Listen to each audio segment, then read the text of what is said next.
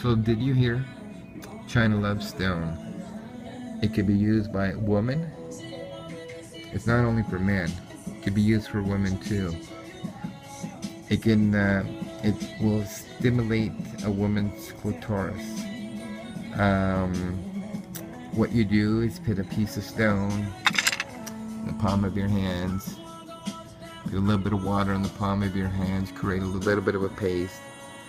A woman would rub it on her clitoris, and she would leave it sit there for a few minutes, and then after that she would wash it off and wash her hands off.